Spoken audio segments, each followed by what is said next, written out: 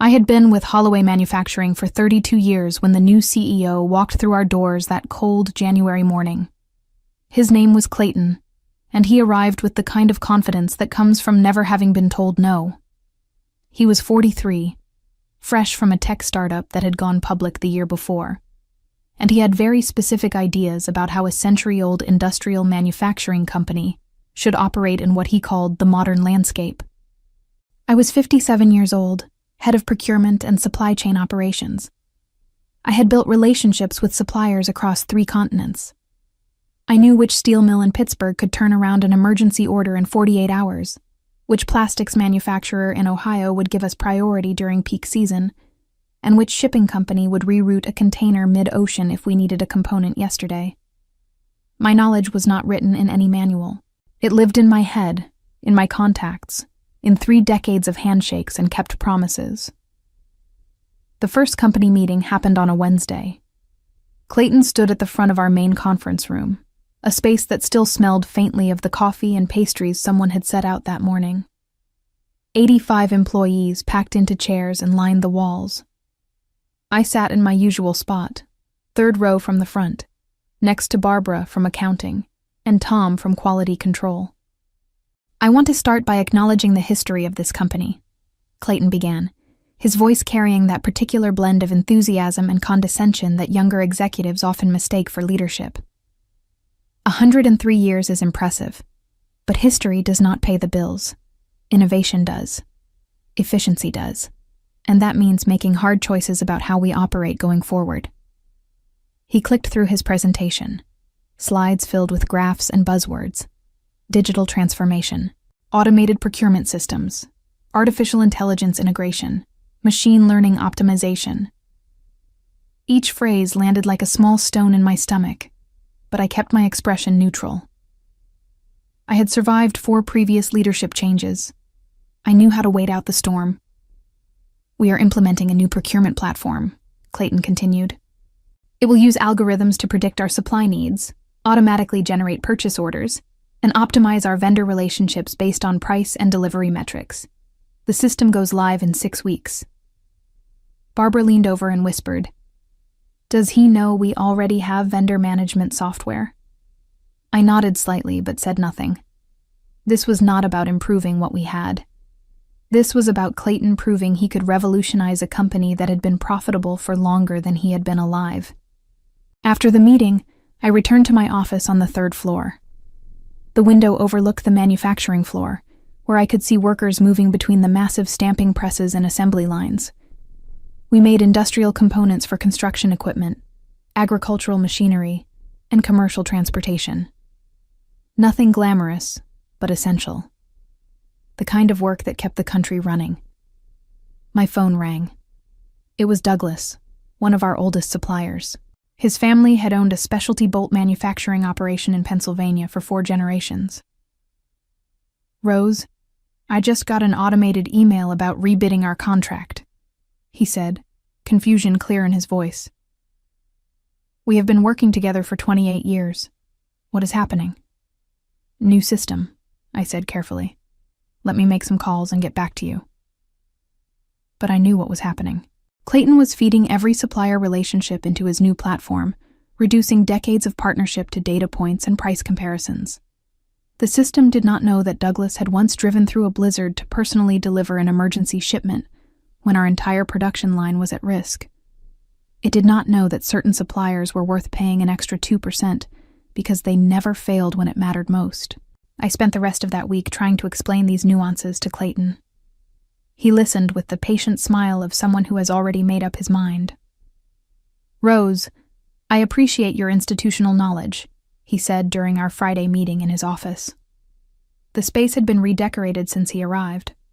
The former CEO's oak desk was gone, replaced by a glass and chrome monstrosity that probably cost more than my annual salary. "But the data shows we can reduce procurement costs by 18% with the new system. That is real money." "The data does not show what happens when a supplier falls through," I said.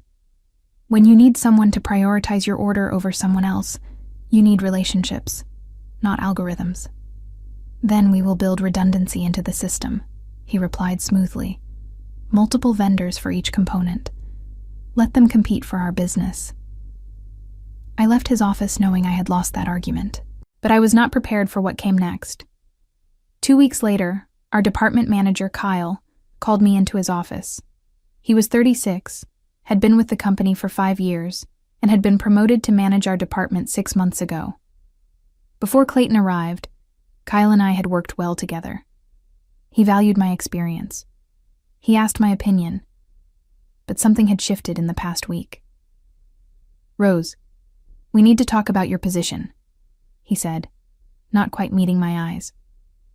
The words hung in the air between us like smoke. Kyle shifted in his chair, adjusting his tie unnecessarily.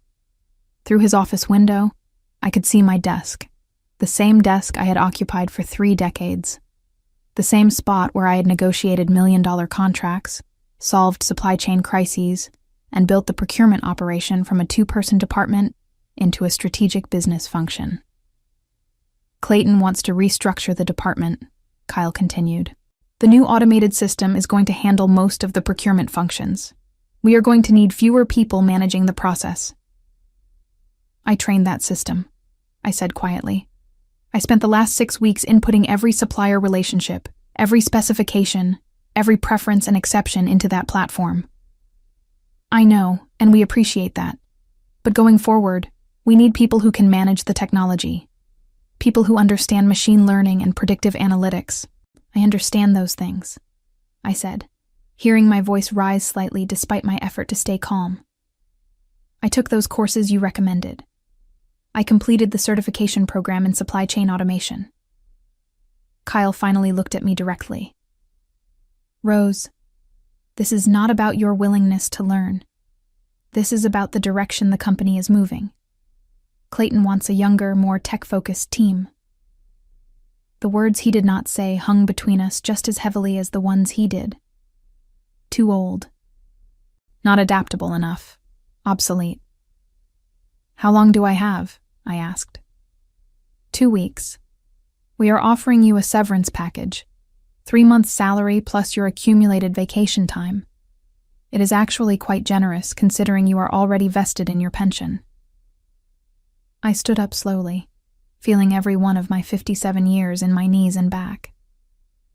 "I would like that in writing, please." "Of course. Human Resources will send over the paperwork this afternoon." I walked back to my desk in a daze. Barbara noticed immediately. "What happened?" she asked, standing up from her nearby cubicle.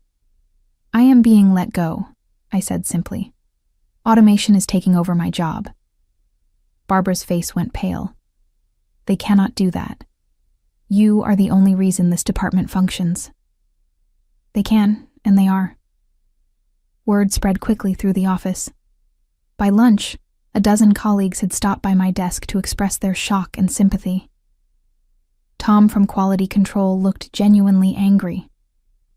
"This is insane," he said. "You saved us 6 figures last year when that titanium supplier went bankrupt. You found us a new source in 72 hours. "The system will handle situations like that now," I said, though I did not believe it. "The system does not have your phone numbers. It does not know who to call when everything is falling apart."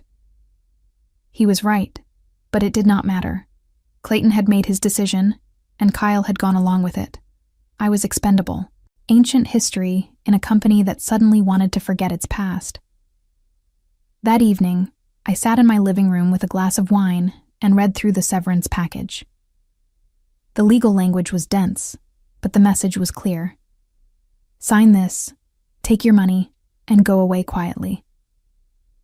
There was a non-disparagement clause, a confidentiality agreement, and a waiver of any potential age discrimination claims. I thought about calling a lawyer. I thought about fighting. But I was tired. 32 years tired. And part of me wondered if maybe they were right. Maybe I was obsolete. Maybe the world had moved on and I had failed to notice. My phone buzzed with a text from my daughter Lauren. She was 31, working as a marketing director in Seattle. We spoke every Sunday. "Mom, are you okay?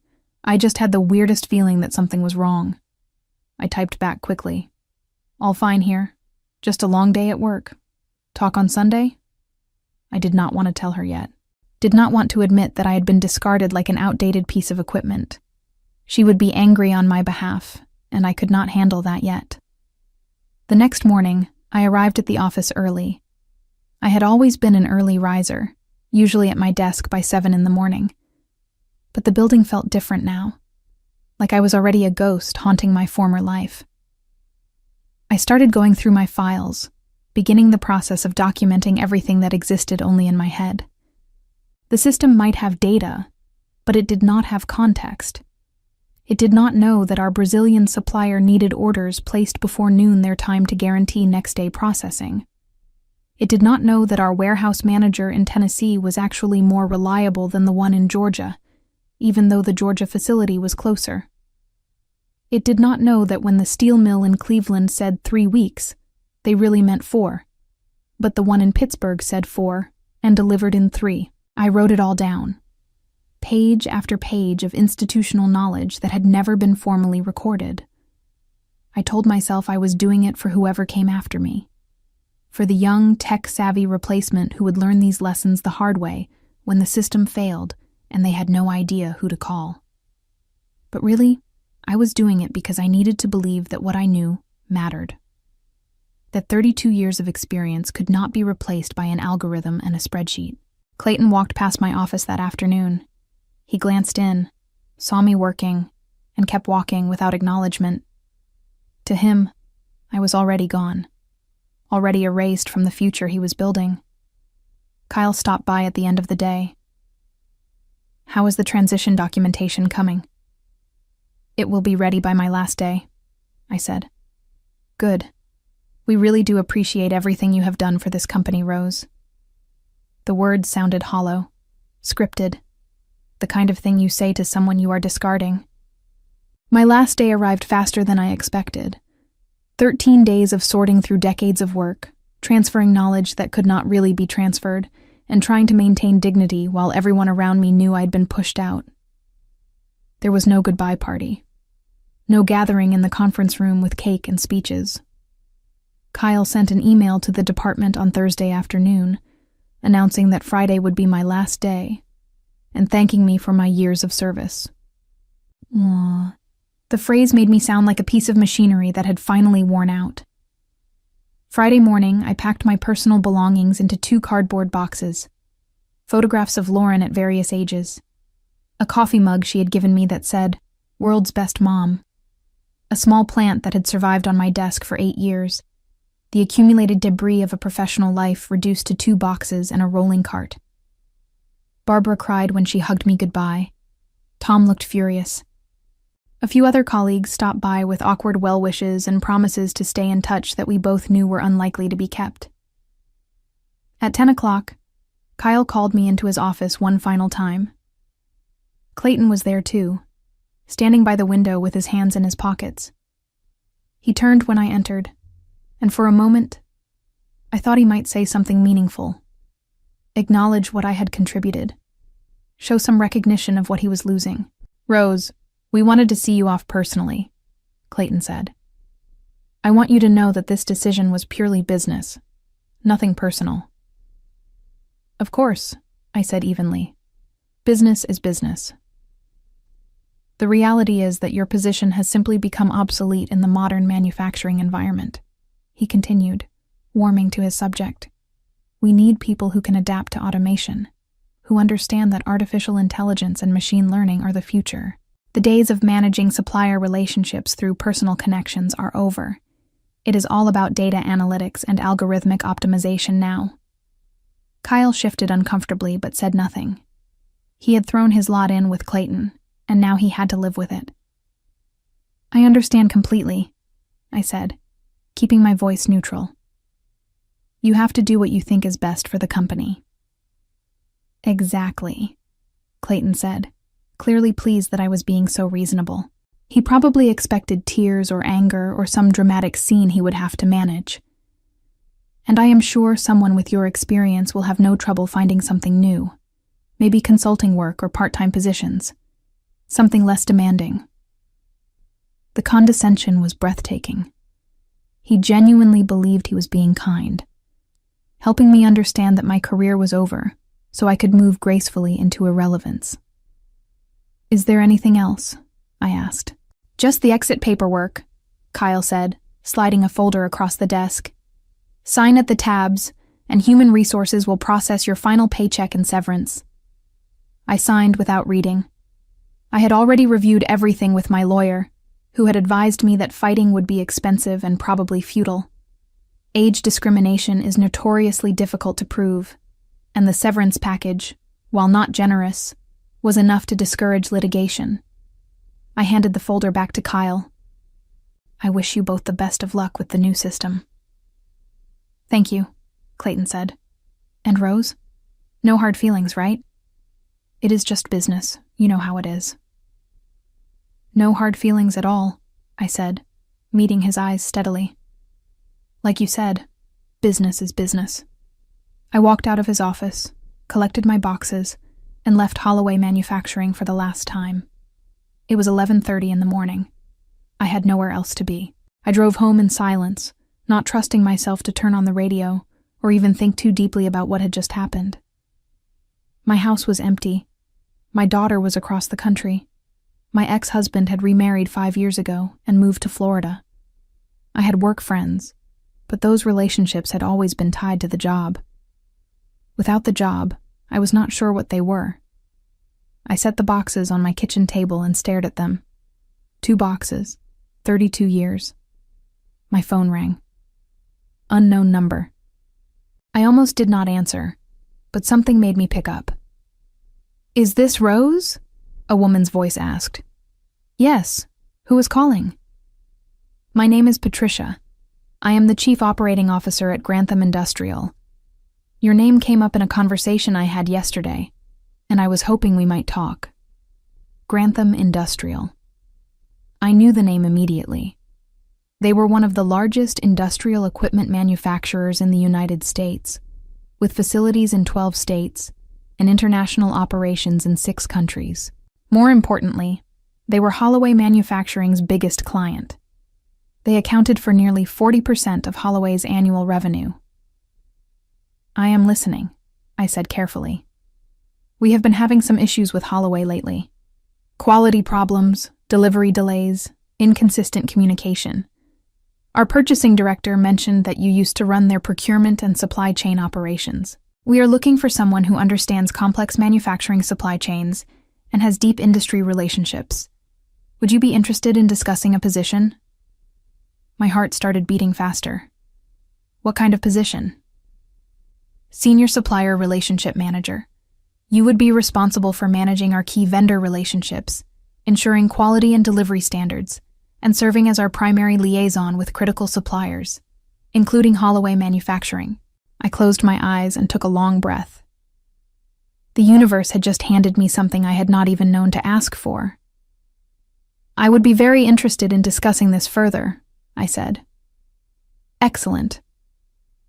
Can you come to our headquarters in Chicago on Monday? I would like you to meet with our executive team."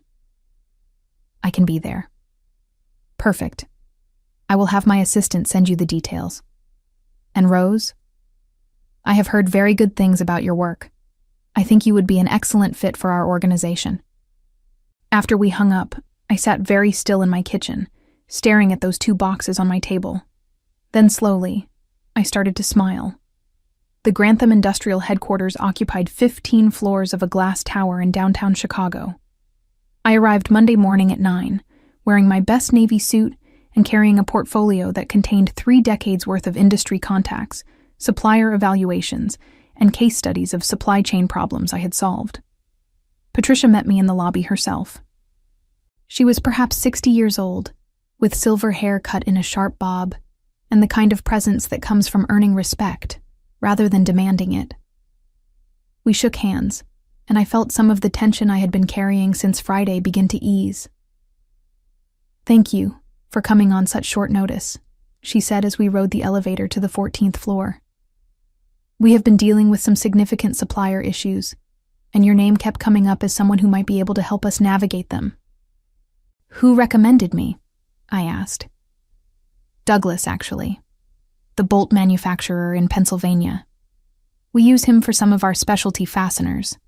And when I mentioned we were having problems with Holloway, he said you were the best procurement person he had ever worked with. Said you had just left Holloway, and we would be fools not to hire you immediately. I felt a rush of gratitude toward Douglas. He had not just given me a reference. He had opened a door I had not even known existed. The interview lasted 3 hours. I met with Patricia, the chief procurement officer named James, and the senior vice president of operations, a woman named Helen. They walked me through their current supplier challenges, showed me data on delivery failures and quality issues, and asked detailed questions about my experience managing complex manufacturing relationships. What they did not say directly, but what became clear through context, was that Holloway Manufacturing was failing them.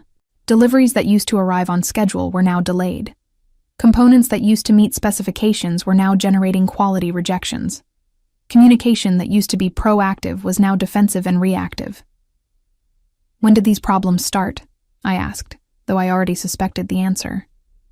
About 6 weeks ago, James said. Right around the time they implemented some new procurement system. We used to work primarily with you, actually. Then suddenly everything went through automated channels and customer service representatives who did not seem to understand our requirements. I nodded slowly. The new system does not account for custom specifications or relationship history. It treats every order as a standalone transaction. Can it be fixed? Helen asked. Not quickly. The system needs to learn, and that takes time and data. Meanwhile, you need components that meet your specifications and arrive on schedule. Patricia leaned forward. Could you manage that relationship for us? Be our point person with Holloway and make sure they deliver what we need? I could, I said carefully. But you should know that I just left Holloway last Friday. I was let go as part of their restructuring. They might see my involvement as a conflict of interest. You were let go? James looked genuinely shocked. You were the only person there who seemed to understand manufacturing supply chains. The new CEO wanted to modernize operations. I was considered obsolete. Patricia and Helen exchanged a look I could not quite read.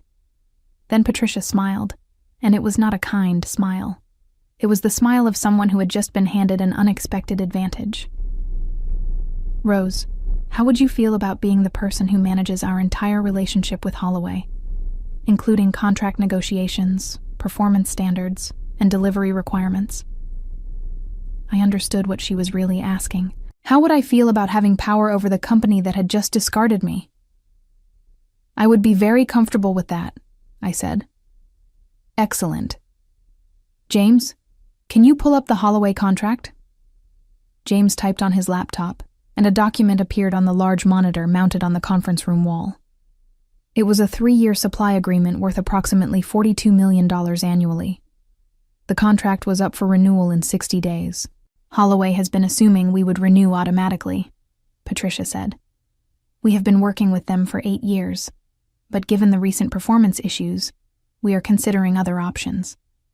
We would need someone who could evaluate whether Holloway can fix their problems or whether we need to transition to alternative suppliers. The implications were staggering. If Grantham walked away from that $42 million contract, it would devastate Holloway's revenue. Clayton's entire restructuring plan was built on maintaining their current client base while cutting costs. Losing their largest customer would be catastrophic. I would need complete authority to manage the relationship, I said, including the ability to set performance standards and make recommendations about contract renewal. You would have it, Patricia said, assuming you accept our offer. She slid a folder across the table. Inside was an offer letter. The salary was 30% higher than what I had been making at Holloway. The benefits were better. The title was Senior Director of Strategic Supplier Relations. I looked at the number again, making sure I had not misread it. Then I looked at Patricia. When would you want me to start? Is tomorrow too soon? She asked. I signed the offer letter right there in the conference room. Patricia shook my hand again, and this time her smile was warm and genuine. Welcome to Grantham, Rose, I think you are going to do excellent things here. I flew back to Cleveland that evening in a daze. Everything had shifted so quickly. 4 days ago, I had been packing boxes and feeling obsolete. Now I was walking into a position with real authority and the chance to prove that experience and relationships still mattered. But more than that, I was walking into a position where I would be directly responsible for evaluating the company that had thrown me away, where I would have the power to determine whether Clayton's vision of automated efficiency could actually deliver what he had promised. I spent Tuesday morning setting up my home office for remote work. Grantham had offices across the country, and Patricia had agreed I could work from Cleveland and travel to Chicago as needed. By noon, I had access to their systems, email, and complete files on all their key suppliers. The Holloway file was extensive. 8 years of orders, delivery records, quality reports, and communications. I could see exactly when things had started to deteriorate. 6 weeks ago, right when Clayton's new system went live, delivery times began stretching. Quality rejection rates doubled. Customer service response times tripled. Wednesday morning, I sent my first official communication as Grantham's Senior Director of Strategic Supplier Relations. It was addressed to Kyle, my former manager, with a copy to Clayton. Dear Kyle, I am writing to introduce myself as Grantham Industrial's new point of contact for all matters related to our supply relationship with Holloway Manufacturing. Going forward, all communications regarding orders, specifications, delivery schedules, and quality issues should be directed to me. I would like to schedule a call this week to discuss some performance concerns we have identified. Please let me know your availability. Best regards, Rose. I used my new email signature, which included my title and Grantham's logo. I kept the tone professional and impersonal. Just business. Kyle called me within an hour. I could hear the confusion in his voice. Rose, I just got your email. You are working for Grantham now? As of Tuesday, yes. I am managing their strategic supplier relationships. That was fast. I was fortunate to find the right opportunity, I said evenly. But that is not why I called. We need to discuss some significant performance issues we have been experiencing with Holloway deliveries. Performance issues? What kind of issues? I pulled up my spreadsheet and began reading data. In the past 6 weeks, 23% of your deliveries have been late. Quality rejection rates have increased from 2% to 4.7%. Our customer service inquiries are taking an average of 48 hours to receive responses, compared to 4 hours previously. These numbers are not acceptable. There was a long silence. Then Kyle said, "The new system is still learning. There have been some transition challenges. I understand transitions take time. However, Grantham's production schedules depend on reliable component delivery. We need to see immediate improvement, or we will have to consider alternative suppliers." Alternative suppliers? Kyle's voice rose slightly. Rose, we have been working together for 8 years, and for 7 of those years performance was excellent, but something changed 6 weeks ago, and we need it fixed. Another silence. I could almost hear him thinking, trying to figure out what to say. Finally, he asked, "Do you want to talk to Clayton about this?" "I think that would be appropriate. Can you set up a call for tomorrow?" "I will see what I can do." He hung up, sounding shaken. I sat back in my chair and allowed myself a small smile. This was just the beginning. Clayton called me directly Thursday morning. No preliminaries, no small talk. "Rose, Kyle tells me you are working for Grantham now." "That is correct." "And you are threatening to pull their contract?" "I am not threatening anything. I am identifying performance issues that need to be addressed. Your delivery and quality metrics have declined significantly since you implemented your new procurement system." "The system is fine. We are just working through some initial calibration issues." "Then I suggest you work through them quickly. Grantham's contract is up for renewal in 57 days, and our executive team is evaluating whether Holloway can meet our requirements going forward." Clayton's tone shifted, became harder. This seems like a conflict of interest. You left Holloway just last week, and now you are trying to damage our relationship with our largest client. I did not leave, Clayton. I was fired. You told me I was obsolete, that automation could do my job better than I could. Now I am in a position to evaluate whether that is true. This is not personal. It is just business. You understand how it is. I heard him take a sharp breath. Heard the moment when he realized that his own words were being used against him. What do you want? He asked finally. I want you to fix your delivery and quality problems. I want response times back to acceptable levels. I want the performance we were getting before you decided to automate everything. We can do that. Good. I will be conducting a formal supplier evaluation in 3 weeks. I will need to meet with your team, review your processes, and assess whether you have the capability to meet our long-term requirements. I will send over the evaluation criteria by end of business today. 3 weeks is not much time. Then I suggest you prioritize it. Grantham represents $42 million of annual revenue for Holloway. I imagine your board would not be pleased if you lost that contract in your first 6 months as CEO. I could hear the fury in his voice when he responded, barely controlled. Fine. Send over your criteria. We will be ready. I hung up and immediately called Patricia to update her on the conversation. How did he take it? She asked. About as well as you would expect. He is angry, but he knows he cannot afford to lose your contract. Do you think he can actually fix the problems? I considered the question carefully. The problems are fixable, but not with the system he has in place. He would need to override the automation, bring back manual intervention, and rebuild supplier relationships. That means admitting his entire restructuring strategy was flawed. Will he do that? Not unless he has no other choice. He is committed to proving that automation works. His reputation depends on it. Patricia was quiet for a moment. Then she said, Rose, I want to be clear about something. I did not hire you to get revenge on Holloway. I hired you because we need someone who can manage complex supplier relationships and ensure we get the components we need. If Clayton can fix these problems and deliver what we require, then we should continue working with them. I understand, I said, and I agree. This is not about revenge. It is about performance and capability. But even as I said it, I knew that revenge was part of it. Not the driving force, but a satisfying side benefit. Clayton had thrown me away like garbage. Now I was in a position to show him exactly what he had lost. Over the next 2 weeks, I worked with James and the Grantham procurement team to develop a comprehensive supplier evaluation framework. It covered everything from technical capability to quality management systems, to relationship management and communication protocols. It was thorough, detailed, and demanding.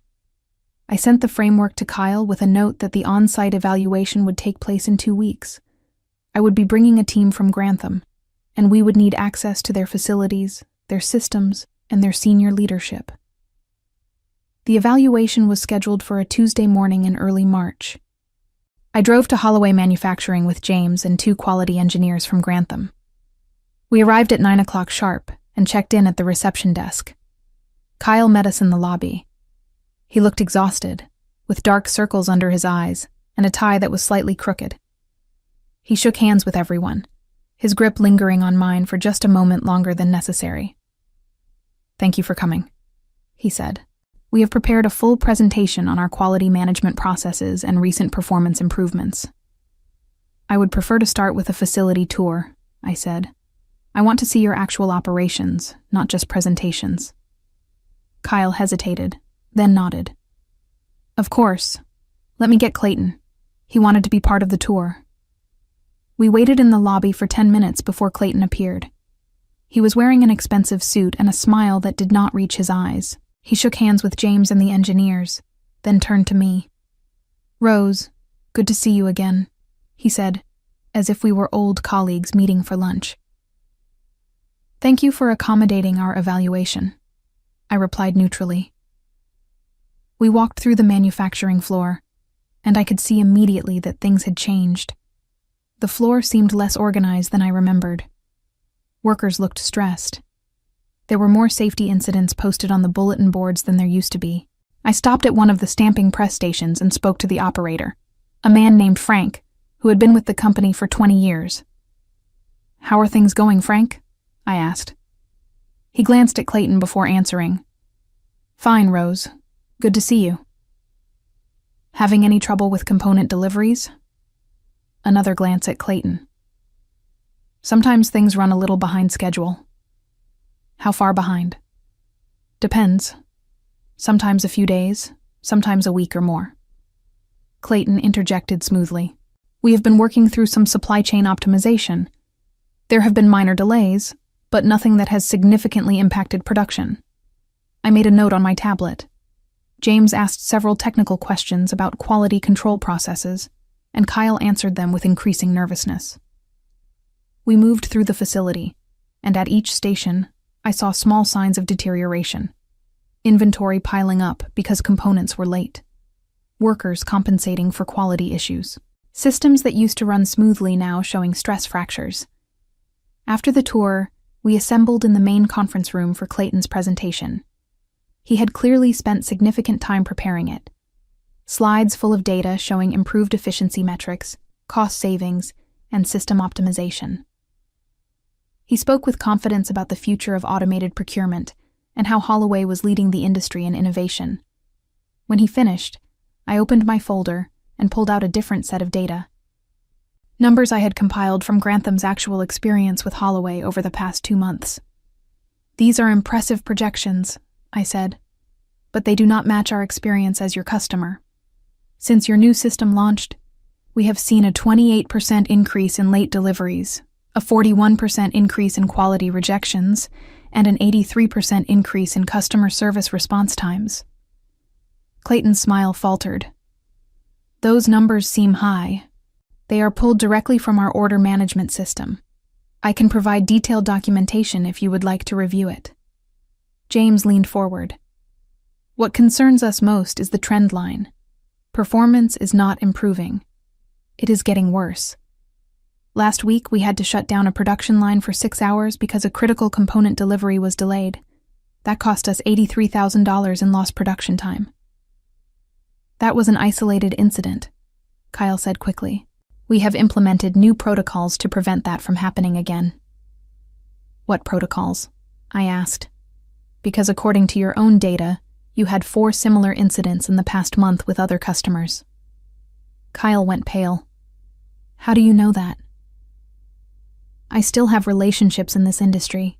People talk to people they trust. And what I am hearing is that Holloway is struggling to maintain the service levels you used to provide." Clayton stood abruptly. "Rose, can I speak with you privately for a moment?" I nodded and followed him out of the conference room to his office. He closed the door and turned to face me, his earlier composure completely gone. "What exactly are you trying to do here?" he demanded. "I am evaluating a supplier relationship," I said calmly. "That is my job. This is personal. You are angry that I let you go, so now you are trying to destroy this company." "I am not trying to destroy anything. I am trying to determine whether Holloway can meet Grantham's requirements. So far, the evidence suggests you cannot. You know these systems take time to optimize. You know there are always transition issues. I also know that you fired the one person who could have helped you manage that transition smoothly. You told me I was obsolete. That automation could do my job better than I could. So far, automation is failing spectacularly." Clayton stared at me, his jaw clenched. "What do you want? Do you want an apology? Do you want me to admit I made a mistake?" "I do not want anything from you personally, Clayton. But Grantham wants reliable component deliveries, acceptable quality standards, and responsive customer service. Can you provide that, or should we start transitioning to alternative suppliers?" "We can provide it. Then do it. You have 30 days to show measurable improvement. If your performance metrics are not back to acceptable levels by then, I will recommend that Grantham terminate your contract and move our business elsewhere." I walked out of his office without waiting for a response. James and the engineers were waiting in the hallway, looking uncomfortable. "Everything all right?" James asked quietly. "Everything is fine," I said. "Let's finish our evaluation and get back to Chicago. I have seen everything I need to see." The drive back to Chicago was quiet. James sat in the passenger seat reviewing notes on his tablet, while the engineers discussed technical specifications in the back. I focused on the road and thought about what I had seen at Holloway. The cracks in the foundation were bigger than I had expected. Clayton had not just implemented a flawed system. He had dismantled something that worked and replaced it with something fundamentally broken. "What are you thinking?" James asked, breaking the silence. "I am thinking that they have a month to fix problems that will take at least 3 months to address properly," I said. "The system is not just poorly calibrated, it is the wrong tool for what they need." "So we move to alternative suppliers?" "Maybe. I want to give them a fair chance. But I also want to make sure we have backup options ready if they fail." Over the next week, I worked with Patricia and James to identify potential alternative suppliers for each major component category that Holloway provided.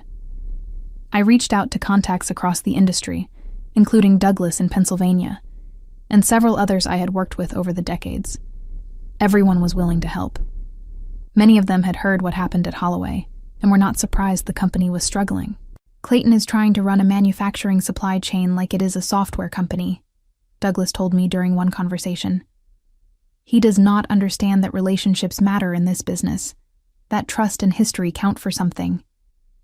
"He is learning that lesson now," I said. "Not fast enough from what I hear. Word is spreading that Holloway is unreliable. They are going to lose more than just your contract if they do not fix things quickly." I shared that intelligence with Patricia during our weekly strategy meeting. She listened carefully, then asked the question I had been expecting. "Rose, I need you to be honest with me. Are you being objective about Holloway, or is this personal?" I considered my answer carefully.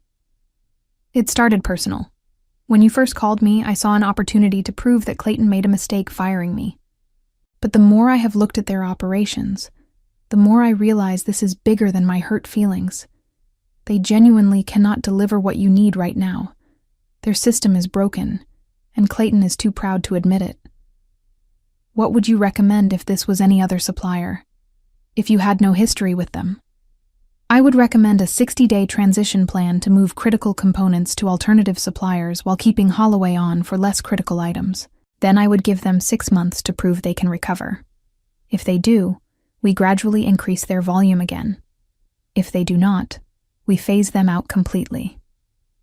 Patricia nodded slowly. "That is exactly the recommendation I was hoping you would make.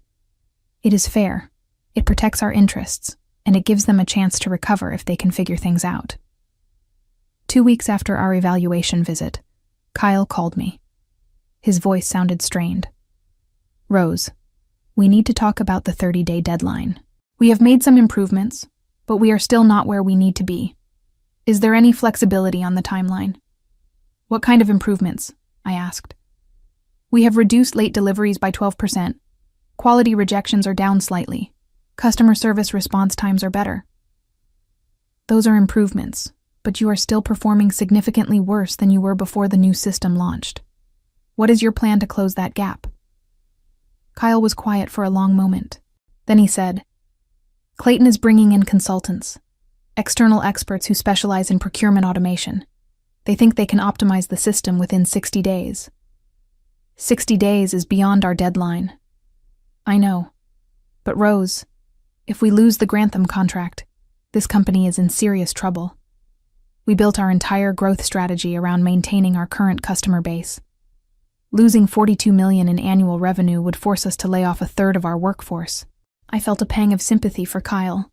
He was not a bad person. He had just chosen to align himself with the wrong leader. But sympathy did not change the reality. "Kyle, I understand the position you are in, but my responsibility is to Grantham, not to Holloway. We need reliable suppliers. If you cannot provide that, we have to look elsewhere." "Can you at least recommend a 60-day extension?" Give us time to work with these consultants? I can present that option to my leadership team, but I need something in return. I need complete transparency into your operations, weekly performance reports, direct access to your system data. And I need Clayton to acknowledge that there are fundamental problems that require immediate attention. I can probably get you the reports and the data access. The acknowledgement from Clayton might be harder. Then maybe you should tell him what the stakes are. Tell him that his pride is about to cost Holloway their largest customer and a third of their workforce. I hung up and immediately drafted a memo to Patricia, outlining Kyle's request for an extension and my recommended conditions. Patricia read it over lunch and agreed to the approach. 60 days, but only if they give us complete visibility and show measurable weekly progress, she said. And Rose, I want you to be the one who delivers this message to Clayton. I think it will be more effective coming from you. I called Clayton that afternoon and asked for a meeting. He suggested a video conference, but I insisted on meeting in person. Some conversations needed to happen face to face. I arrived at Holloway Manufacturing on a Thursday morning. The receptionist recognized me and smiled uncomfortably as she directed me to Clayton's office.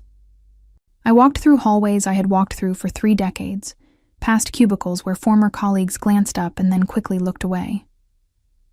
Clayton's door was open. He was on his phone, but he waved me in when he saw me. I sat in one of the leather chairs facing his desk and waited while he finished his call. "Rose," he said when he hung up, "I appreciate you coming in person. Kyle said you might be willing to extend our deadline." "Grantham is willing to consider an extension under specific conditions," I said. "But before we discuss that, I need to understand something.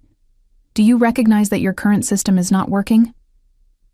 Clayton's expression hardened. "The system is working fine. We are just experiencing normal transition difficulties." "Clayton, your delivery performance is down 28%. Your quality rejections have doubled. You are bleeding customers. That is not normal transition difficulty. That is system failure. It is optimization in progress. It is denial," I said flatly. "And that denial is going to destroy this company if you do not change course." He stood up abruptly and walked to his window, looking out at the manufacturing floor below. For a long moment, he said nothing. Then, without turning around, he spoke. "Do you know what it is like to be brought in as the person who is supposed to save a struggling company? To have everyone watching, waiting to see if you can actually deliver the results you promised? I know what it is like to spend 32 years building something and then be told it has no value," I replied. "I know what it is like to be discarded because someone decided you were obsolete." He turned to face me. "That was not personal, Rose. I needed to cut costs and modernize operations. You were expensive and resistant to change. I was experienced and cautious about implementing systems that were not ready. There is a difference. So now you are here to watch me fail, to prove that you were right and I was wrong? I am here to offer you a chance to fix your mistakes before it is too late.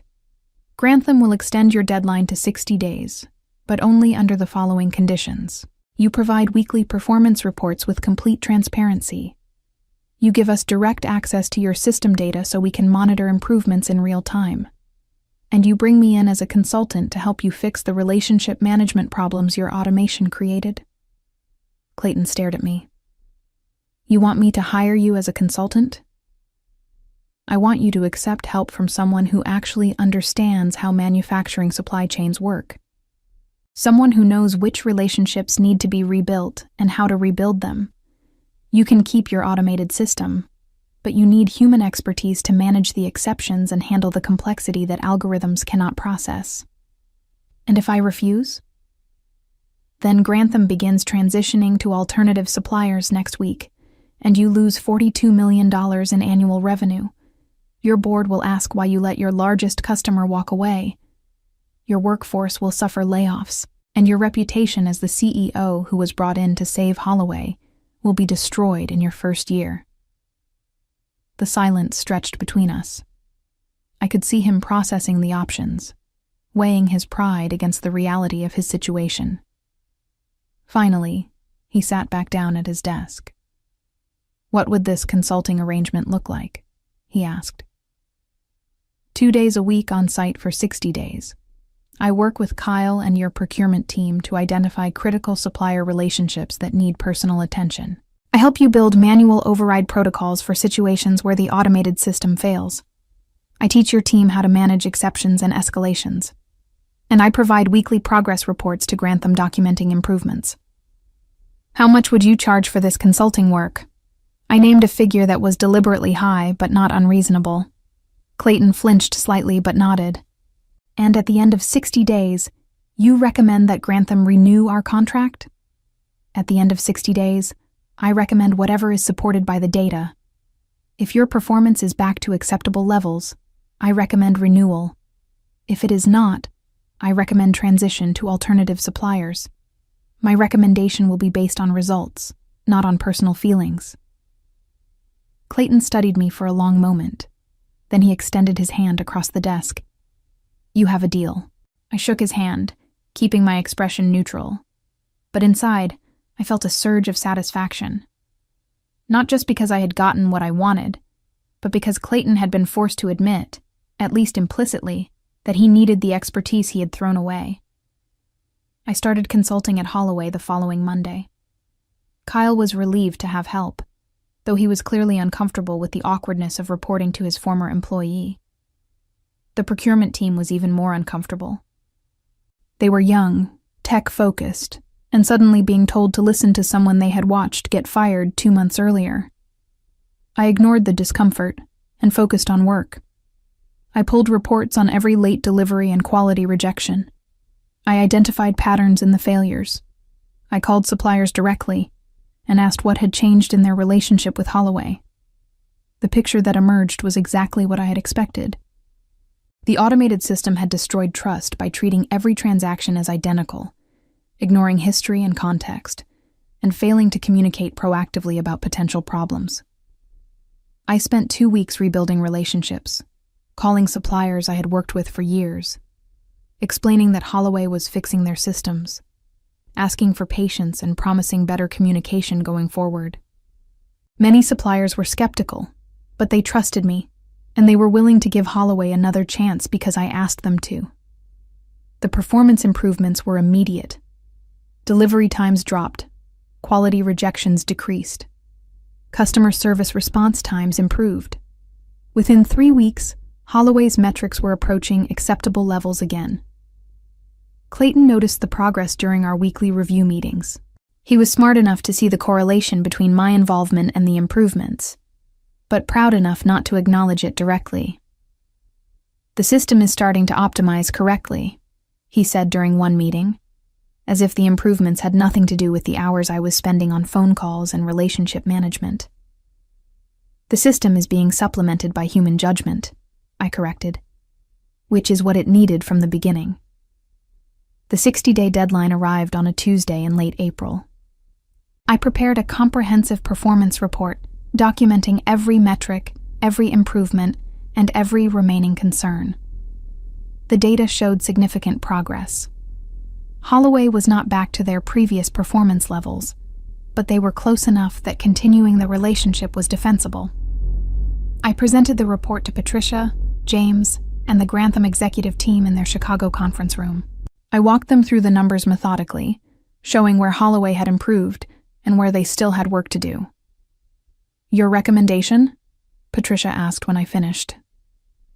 "Renew the contract for 1 year instead of 3, I said. "Maintain close oversight and monthly performance reviews.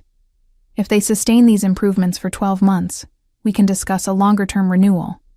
If they backslide, we activate the transition plan to alternative suppliers." "That seems fair," James said. "They have earned another chance, but they need to prove they can maintain consistency." Patricia nodded. "I agree. Rose, excellent work on this. You salvaged a difficult situation and gave us good options going forward." But I was not done yet. "There is one more recommendation I want to make. I think Grantham should require Holloway to retain a full-time supply chain relationship manager as a condition of contract renewal. Someone with deep industry experience who can provide ongoing human oversight of their automated systems. Do you have someone specific in mind? Patricia asked, a small smile playing at her lips. I do, actually. There is a procurement professional who recently left Holloway. Very experienced, strong supplier relationships, exactly the kind of expertise they need. And would this person be willing to return to Holloway? Probably not as an employee, I said carefully, but possibly as a permanent consultant with guaranteed authority and contract provisions protecting their position. Patricia laughed. You want to write yourself into their contract as a mandatory consultant? I want to ensure that they do not make the same mistake twice, that they maintain the human expertise necessary to manage their supply chain effectively. If that means making my consulting role a contract requirement, then yes. That is a power play, James observed, though he did not sound disapproving. It is also good business, I replied. Grantham's production depends on reliable component supply. This ensures reliability. Patricia considered for a moment, then nodded. Included in the contract terms. Make it clear that ongoing procurement consulting from an approved industry expert is a requirement for contract renewal. If Clayton objects, he can walk away from $42 million. 2 days later, I sat in Holloway's conference room across from Clayton and Kyle. Between us on the table was the proposed 1-year contract renewal with all its terms and conditions. Clayton had been reading through it for 10 minutes, his expression growing darker with each page. This requires us to retain a procurement consultant, he said finally. It requires you to maintain appropriate human expertise in your supply chain management, I said. Given that your automated system still requires significant oversight. And you just happen to be available for this consulting role? I am the consultant Grantham has approved. You are welcome to propose alternatives, but they would need equivalent industry experience and established supplier relationships. Good luck finding someone with 32 years in manufacturing procurement who is available and willing to work with your organization. Clayton set the contract down and looked at me directly. You planned this. From the moment Grantham hired you, you planned to force your way back into this company. I planned to do my job, I said evenly, which was to ensure Grantham gets reliable component supply. The fact that doing my job well requires Holloway to retain expertise you should never have eliminated is not my fault. It is yours. You said this was not personal, that this was just business. It is business. You need what I provide. Grantham wants assurance that you can continue to provide it. This contract guarantees both things. Kyle shifted uncomfortably. Clayton, our performance has improved significantly since Rose started consulting. Maybe we should consider this requirement as a positive thing, a resource that helps us maintain quality. Clayton's jaw clenched, but he knew he was trapped. He could refuse the contract terms, but that meant losing Grantham's business and facing the consequences with his board. He could accept the terms and admit that the expertise he had discarded was actually essential. What are your consulting terms? He asked finally. I slid another document across the table. 2 days per week on site. Direct reporting relationship to Grantham on contract compliance matters. Authority to override automated procurement decisions when supplier relationships require personal attention. 3-year contract term aligned with potential future contract renewals. 3 years? Clayton said sharply. Grantham's current contract is 1 year with option to extend up to 3 years based on performance. If you want access to those extension options, you need to commit to maintaining appropriate expertise for the same period. He stared at the consulting contract for a long time. Then, without a word, he signed both documents and pushed them back across the table. Congratulations, Rose, he said, his voice tight with barely controlled anger. You win. This was never about winning, I said, though we both knew that was not entirely true. This was about proving that experience and relationships still matter, that you cannot automate everything and expect the same results, that throwing people away has consequences. I stood and collected the signed contracts. Kyle walked me out, and at the door to the building, he stopped me. "That was brutal to watch," he said quietly. "He had it coming. You both did." "I know. For what it is worth, I am sorry. I should have fought harder to keep you when Clayton wanted to restructure." "You made your choice, Kyle. Now you get to live with it." I walked to my car, feeling lighter than I had in months. The signed contracts in my briefcase represented more than just job security or professional vindication. They represented proof that I had not been obsolete, that my knowledge and experience had real value, that throwing me away had been Clayton's mistake, not my failure. Over the following months, I watched Clayton struggle with the reality of his situation. He had wanted to be the visionary CEO who modernized a traditional company. Instead, he had become the cautionary tale about the limits of automation and the cost of dismissing expertise. His relationship with the board grew strained as they asked harder questions about his strategy. His grand plans for expansion had to be scaled back as he focused on stabilizing operations. Meanwhile, I rebuilt what he had broken. Supplier relationships improved, delivery performance stabilized, quality metrics returned to historical levels. And every week, when I sat in meetings reviewing progress, Clayton had to acknowledge that the improvements correlated directly with my involvement. The humiliation was not dramatic or explosive. It was steady and grinding.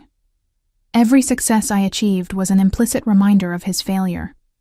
Every supplier who praised the improved communication was an indictment of his automated system. Every performance metric that exceeded targets was evidence that experience mattered more than algorithms. Within a year, 3 board members had quietly suggested to Clayton that perhaps he should consider transitioning to a different role. Perhaps somewhere his vision for automation would be better suited. Perhaps at a company that did not require deep supplier relationships and institutional knowledge. Clayton resigned 18 months after he had fired me. The official announcement praised his contributions and wished him well in future endeavors. The unofficial reality was that he had been pushed out after failing to deliver the transformation he had promised. Kyle took over as interim CEO and immediately made my consulting role permanent with expanded authority. As for me, I was exactly where I needed to be. Not as someone's disposable employee, but as an essential consultant with authority and respect. I was making more money than I ever had as an employee. I had autonomy and influence. And most importantly, I had proved that what I knew, and who I was, had value that no system could replicate. The morning Clayton's resignation was announced, I received a text from my daughter Lauren. "Mom, I am so proud of you. You showed them exactly what they lost." I smiled and typed back. "I showed them what happens when you confuse efficiency with wisdom. Some lessons are expensive." Sometimes revenge is not about dramatic confrontations or public humiliation. Sometimes it is about quietly, methodically proving that you were right all along. That the people who dismissed you made a mistake they would spend years trying to fix. That being thrown away does not mean you are worthless. It just means they failed to see your value. And sometimes the sweetest revenge is simply being proved right while they watch their mistake unfold in real time.